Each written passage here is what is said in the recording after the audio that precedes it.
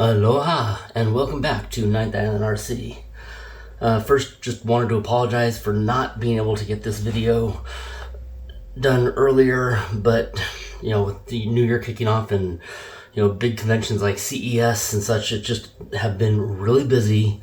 And then on top of that, I got sick, so I've been resting a lot. I wanted to try and get this video shot and hopefully edited and uploaded before Super Bowl week, because I know that we are going to be extremely busy driving for the Super Bowl. So yeah, my hope is to hopefully get this video edited and uploaded by then, but I'm definitely getting it shot before then. So with that said, we last left off in the MRT-EVO build, having completed step 24, which was installing the steering links.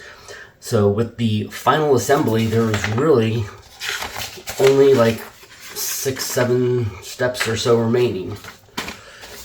So I'm gonna try and make this as fast as possible, make it a shorter video, and hopefully a lot less editing will be needed. I also got everything laid out to hopefully help speed things up.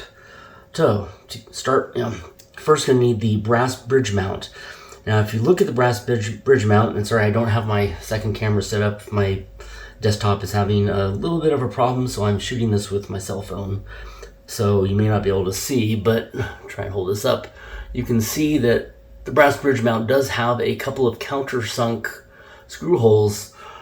Those are not used in this. I would assume that this piece is also used for another build, so those would be related to that. It might be the battery hold down pieces or something, I don't know. But they're not needed. So this will be installed right about right there. And that will be done using 6 screws. So the 6 screws will go into this hole, and that hole on each side. I don't know if you can see that hole, and that hole for each side. And that will be done with 6 of the flathead 2x4 screws.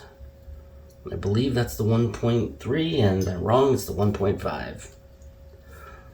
So what I'm going to do is just first screw in 2 just as temporary holders without using any thread lock, and then I will use thread lock on the remaining screws.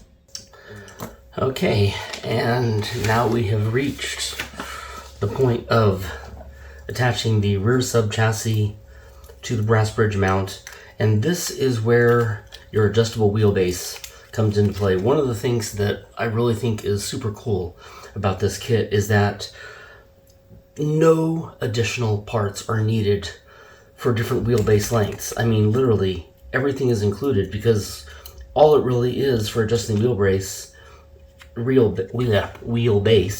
is 4 screws, or in the case of one of the wheelbase lengths, 2 screws, and I'll get to that, which honestly to me I think is a little bit of a problem. So as you notice, there are 3 screw holes per side on the rear subframe, and there are 4 screw holes on the brass bridge mount.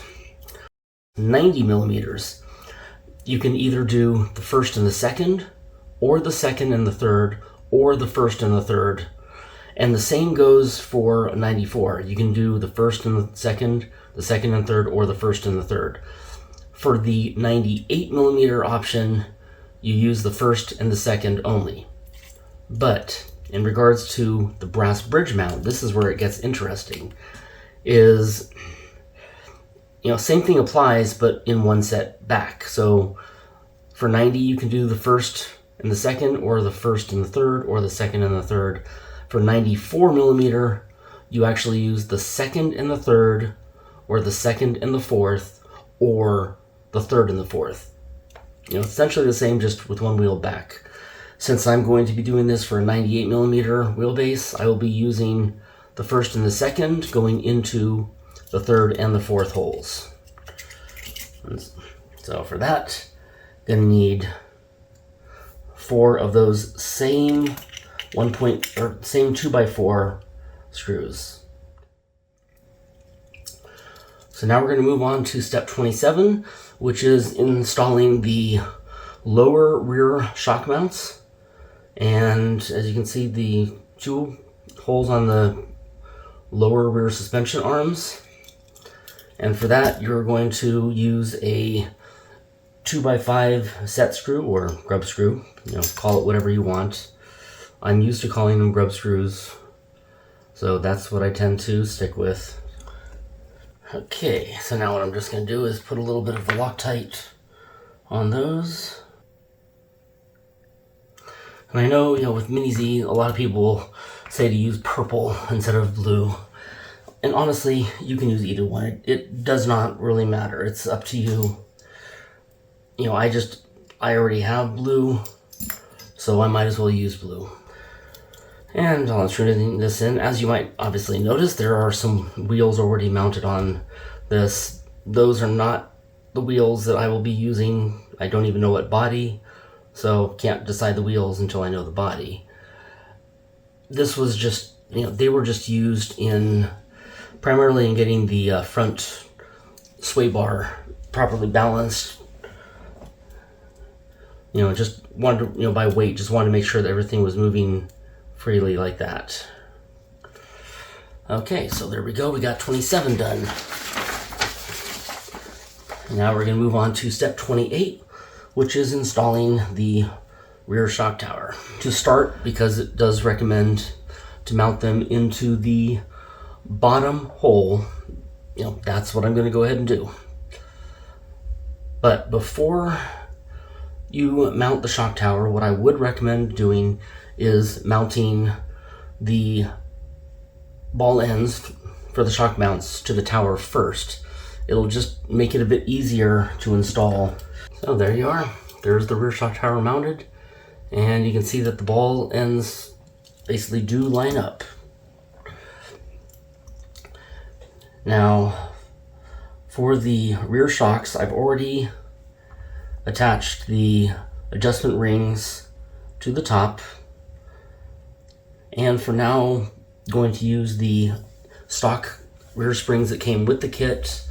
Not going to put any grease on them right now. The manual says to use 25K to 35K grease, and I don't have any. I do have 15K, but for right now I'm not going to use any, partly because I don't know where I'm going to start. I don't know if I'm going to change the springs. I don't know if I'm going to change the position.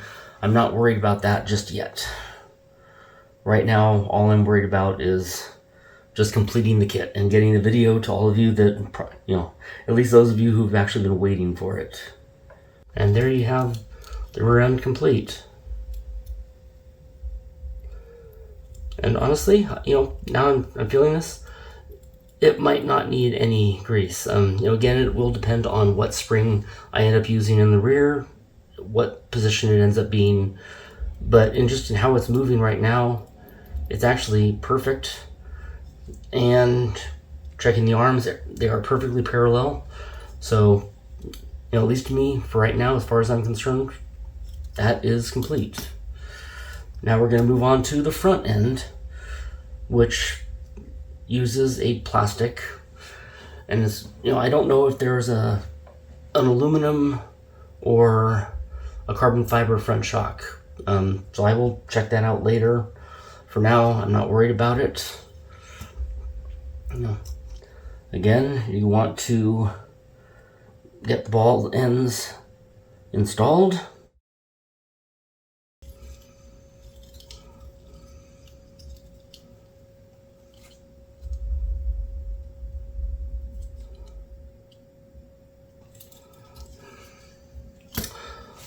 So step 29 is finished, and now we move on to the incredibly difficult final step. Incredibly difficult because I don't know where I put those other screws. I know I took them out, so I'm gonna have to find my screws. Okay, so somehow I ended up putting it back in the bag. Not sure why.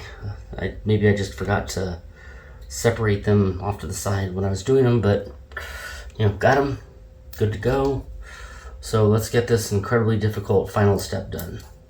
Obviously, still need to install motor, ESC, receiver, but for now, I can do one additional step. And then again, maybe I can't.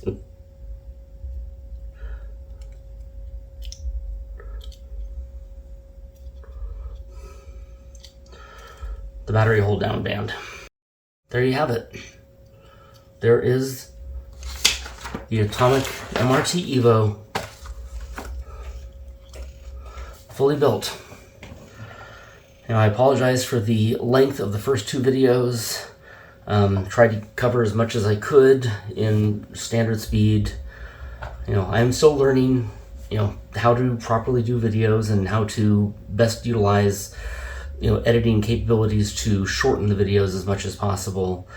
It's a learning process for me. I, hope people will watch the videos that I've already done in their entirety to learn how to build something, especially a new kit like this.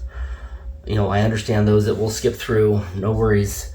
I am working to get better at it, and hopefully I can, make videos that more people will be interested in watching. So, until next time, mahalo.